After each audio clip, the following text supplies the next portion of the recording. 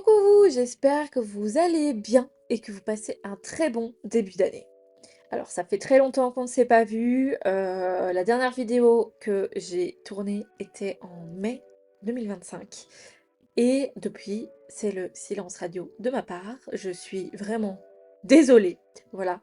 Mais il y a beaucoup de choses qui expliquent cette disparition en fait.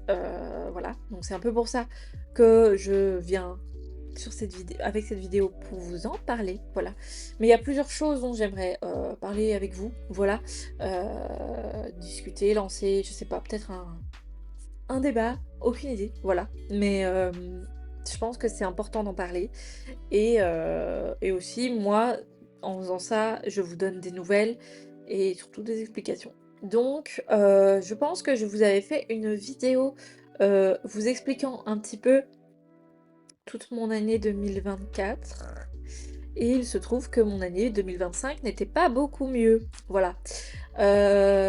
Donc pour vous expliquer grossièrement, j'ai fait un burn-out slash dépression. Voilà un petit peu l'idée. J'en suis pas encore totalement ressortie. Forcément, ça prend du temps. Mais ça explique beaucoup de choses sur ma situation, sur la lecture en général, sur ma productivité, sur ma créativité, sur mes interactions sociales, bref, tout ça. Voilà. Donc, grossièrement, qu'est-ce qui se passe avec tout ça? Donc, ça fait un peu plus d'un an qu'un grand méchant est arrivé. Le grand méchant qui nous fait peur à tous lecteurs et lectrices. La panne de lecture. Comment vous dire que ça fait plus d'un an maintenant que j'ai beaucoup de mal à lire, à prendre le temps de lire, à avoir envie de lire et à rester concentrée pour lire. L'année dernière, j'ai quasiment pas lu. Si j'ai lu un roman, c'est bien. La majorité de la première moitié de l'année, la majorité des livres lus, c'est plutôt des livres audio que j'ai écoutés, que j'écoutais sur la route en allant travailler. Et sinon, j'ai lu quelques BD, romans graphiques, mangas, manhwa, enfin tout ça, voilà, ce genre de truc qui était un petit peu plus digeste, si on veut. Mais j'ai vite lâché aussi. Euh, Disons-le franchement, entre mes vacances en juillet et la fin d'année 2025, j'ai pas lu un seul livre. Et cette année, ce n'est pas beaucoup mieux. J'ai essayé plusieurs fois de reprendre la lecture, ça n'a pas marché. Voilà. Mais donc, il y a quand même plusieurs choses qui l'expliquent. Donc, tout ce qui s'est passé ces 2 dernières années, qui fait que je ne suis pas dans un mindset qui m'aide à me lancer dans une lecture ou à continuer une lecture. Il y a aussi un truc que j'ai remarqué qui m'a un peu choquée. Voilà, on va se le dire, ça m'a un peu choquée. Je me rends compte que je suis devenue accro à TikTok. Donc tout ce qui est format de vidéos courts, le scroll, on swipe. Voilà, c'est devenu une addiction, concrètement. Voilà. J'ai TikTok depuis des années maintenant. Mais je ne crois que j'ai jamais eu une relation aussi toxique avec l'application que depuis cette dernière année. Voilà. Je vais pas dire les 2 dernières années parce que c'était pas le cas en 2024, mais en 2025 et début de cette année, c'est devenu n'importe quoi. Voilà. J'ai certainement déjà diminué mon nombre d'heures sur TikTok par rapport à l'année dernière, où là c'était vraiment c'est la fête du slip, il n'y a rien qui va, voilà. Mais j'ai regardé un petit peu mon temps d'écran, et spécifiquement mon temps d'écran sur TikTok, parce que j'ai remarqué que TikTok était l'application sur laquelle j'étais le plus dans mes journées, voilà. Comment vous dire que j'ai vu ça? Pratiquement 6 heures sur une journée. Alors ça, c'est vraiment une des pires journées, quoi, par exemple, que j'ai vues ces derniers temps.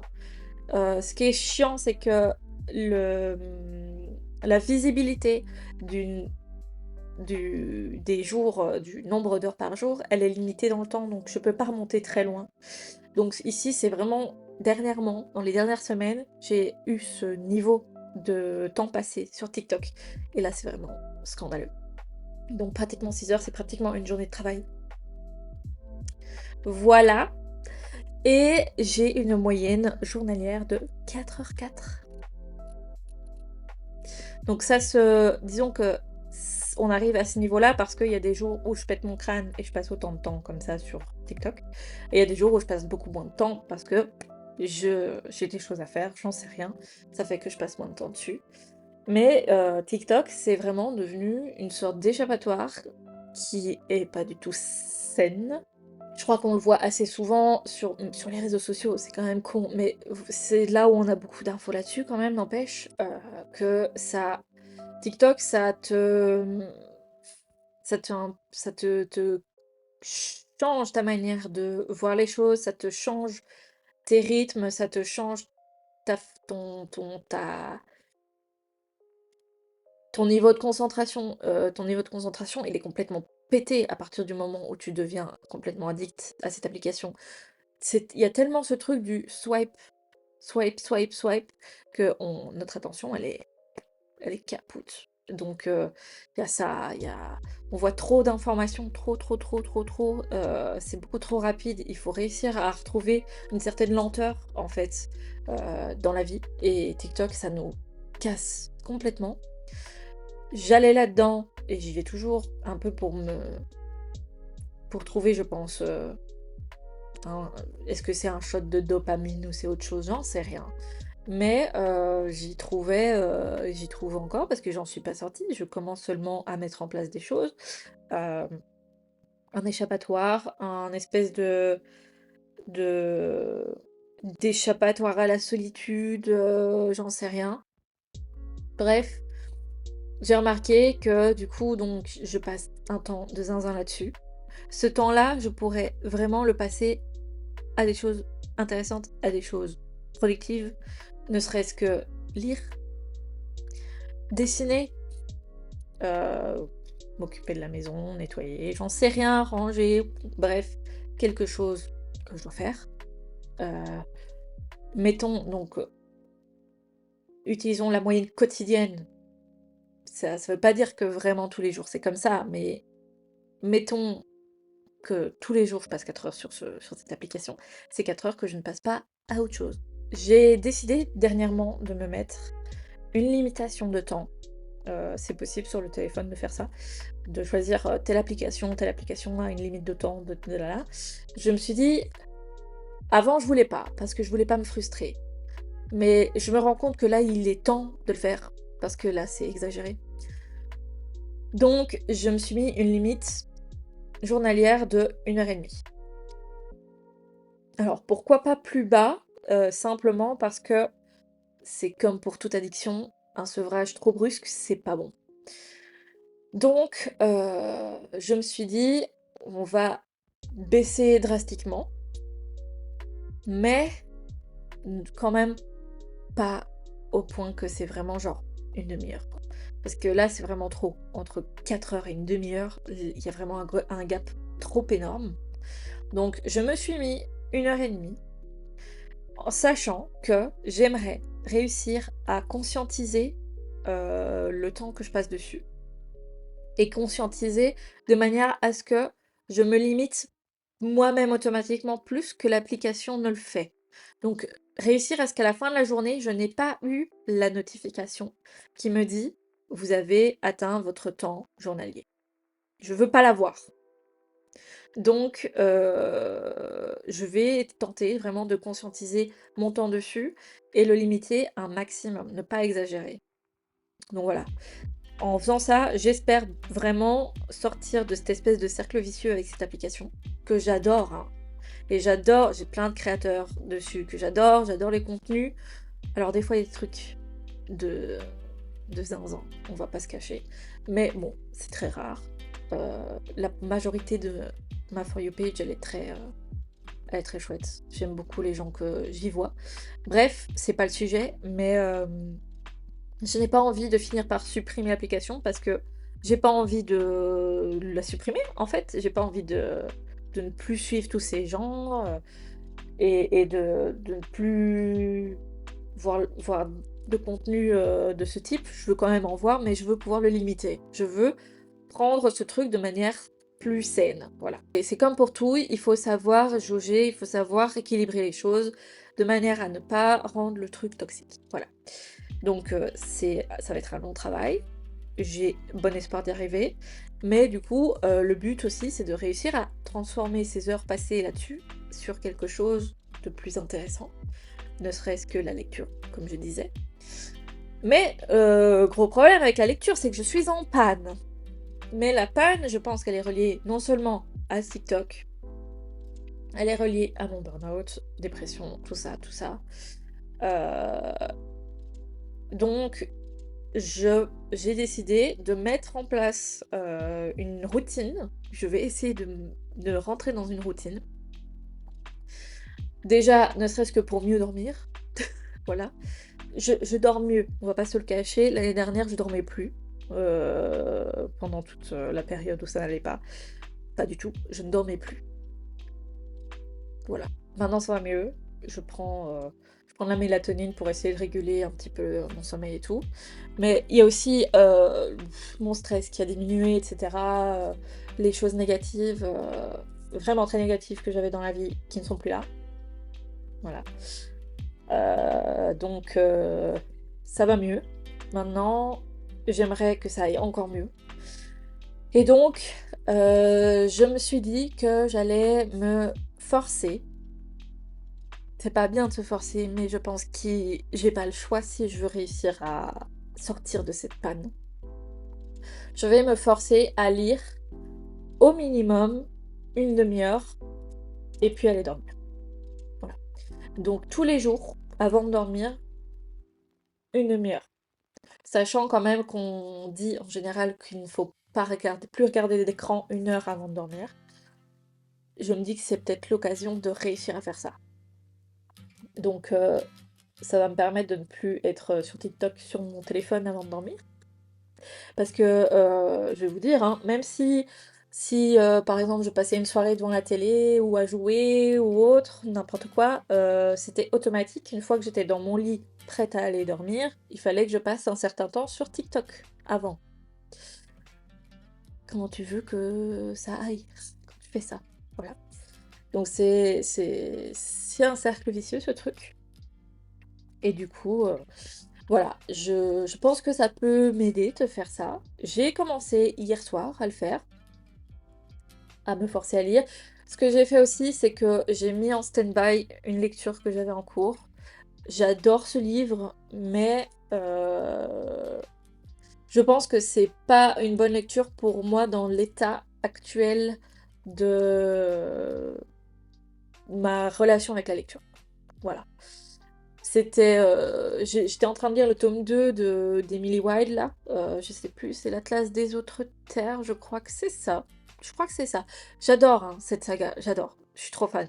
Mais, vu comment je suis avec la lecture actuellement, ça ne passe pas. Ça ne passe pas. C'est peut-être un peu trop contemplatif. Le langage aussi est peut-être un peu trop, voilà. Il me faut quelque chose de plus dynamique et un peu plus facile, facile à lire. Donc ici, pour commencer, je me suis lancée sur la suite de Season de Morgane Moncomble. Il y a une de mes copines qui va être très contente de le savoir, parce que ça fait très longtemps que je le repousse. On va savoir pourquoi. Mais du coup, j'ai commencé Un printemps pour te je ne sais quoi, voilà. J'ai lu 2 chapitres. Et du coup, bah, j'ai lu plus d'une demi-heure. Parce que la demi-heure, elle s'est arrêtée quand j'étais au milieu du chapitre 2, je crois, ou au début. Et comme je déteste m'arrêter de lire au milieu d'un chapitre, je voulais avoir fini le chapitre. Et donc je suis arrivée peut-être à 40-45 minutes de lecture. C'est très bien, j'ai dépassé la demi-heure, on est dans le bon. Voilà. Donc ce soir, je recommence et on va y aller, et on va y arriver petit à petit à relancer le truc. Et puis si finalement je veux rester sur une demi-heure par jour ou 1 heure, avant de dormir, c'est très bien aussi, voilà. Vraiment, le but, c'est que je retrouve une relation positive avec la lecture. Ce qui n'est pas le cas depuis une bonne année, si pas plus. Aussi, il y a un truc qui n'est pas très positif envers les livres que je peux pas améliorer pour l'instant, voilà. Mais ces dernières années, avec la montée en puissance des collectors et des reliés, ça a fait que je voulais à chaque fois prendre la nouvelle sortie en relié d'office. Et j'y arrivais quand tout allait bien au niveau de mon boulot avant, etc., que j'avais pas trop de dépenses, que je pouvais me faire plaisir tous les mois sans problème, il n'y avait pas de souci. Mais maintenant, on va pas se cacher, d'autant plus le prix des livres a augmenté, voilà. Encore plus ceux des reliés, ça devient impayable, voilà. Donc, non seulement je dois me limiter au niveau de mes achats de livres, mais j'ai essayé depuis plus d'un an d'essayer d'un petit peu me raisonner au niveau de mes achats. C'est-à-dire que maintenant, forcément, j'ai plusieurs sagas que j'ai commencé au format relié que je dois terminer. Et donc forcément, dès qu'ils sortent, je les achète. Voilà. Mais bon, ça commence à devenir de moins en moins parce que on arrive à pas mal de sagas que j'avais commencé qui se finissent. Donc, ça fait des sagas en moins à devoir acheter. Et donc, petit à petit, je n'ai plus de nouveautés à acheter en relié. Et aussi, ce que je m'étais dit, pour me raisonner, c'est que je n'achète en relié que si le résumé me tente vraiment, que je sens que ça va être un banger pour moi. Voilà. Je vais pas suivre la hype générale et tout. Si le résumé m'emballe pas plus que ça, ou que j'ai un petit doute, je ne le prends pas. Voilà. Si vraiment le résumé m'emballe bien, je le prends. Là, je suis d'accord. Mais voilà, ce que j'aimerais, c'est vraiment réussir à diminuer au maximum, euh, vraiment de finir toutes ces sagas que j'ai commencé à acheter, de ne plus en avoir, et de pouvoir recommencer à juste flâner en librairie et lire des résumés et me dire oh ça a l'air si bien, je vais le lire, je vais l'acheter, voilà. Recommencer comme avant à pouvoir me faire plaisir en librairie et de découvrir des choses et pas me focaliser sur les sorties qui vont arriver dans X mois parce que je suis les maisons d'édition. Voilà. Et je n'ai plus envie non plus d'être embrigadée dans ce truc de c'est du collector, il faut absolument sauter dessus, il faut l'acheter en précommande, à la sortie, tout de suite, parce que c'est le banger de l'année, soi-disant. Voilà. Non. C'est fini, hein. Je veux plus de ça. Je veux retrouver une relation saine avec les livres, et les librairies, et la lecture. Voilà. Aussi, en parlant de créativité, TikTok, ça m'a cassé complètement dans ma créativité, mon envie de créer. Parce que, bon, je dis TikTok, mais il n'y a pas que ça. Il n'y a pas que ça. Il y a tout ce qu'il y a, ce que je vous ai dit, hein, le reste de ces 2 dernières années. Voilà. Ma créativité, elle est au plus bas. J'ai voulu au début de l'année créer, je l'ai fait, hein, je l'ai fait. J'ai créé un nouveau compte Instagram de dessin parce que je voulais redémarrer de zéro, du renouveau et me rapprocher de moi. Voilà. J'avais plus envie de me cacher sous le pseudo Mooni. Voilà. Mooni, c'est un pseudonyme plutôt réseaux sociaux, internet, gaming. Voilà. J'avais envie que pour le dessin, c'est mes créations, c'est à moi. Donc je veux que ça soit relié à moi, qui est mon prénom, quoi. Voilà. Donc j'ai créé ce nouveau compte Instagram. Je m'étais dit, allez, évidemment, ça c'est quand j'ai mes pics de motivation, qui durent, quoi, 2 jours. Je m'étais dit que j'allais réussir à publier une fois par semaine. Ne serait-ce qu'un petit dessin, tu vois. J'ai lancé le truc tout début janvier. J'ai à tout casser 3 posts sur le compte, dont un seul qui est réel nouveau dessin. C'est pour dire à quel point je n'ai pas respecté mon idée et que j'ai pas réussi à me focus là-dessus. Donc l'idée c'est que en réussissant à diminuer mes heures sur TikTok, que je transforme non seulement en une heure de lecture, mais aussi en heure de création. Création pour n'importe quoi, hein. Que ce soit du dessin, j'aimerais beaucoup. Que ce soit juste la création de contenu pour cette chaîne ou pour l'autre chaîne de gaming ou pour Instagram, tout court. Voilà. J'ai envie de me sentir, d'être fière de moi.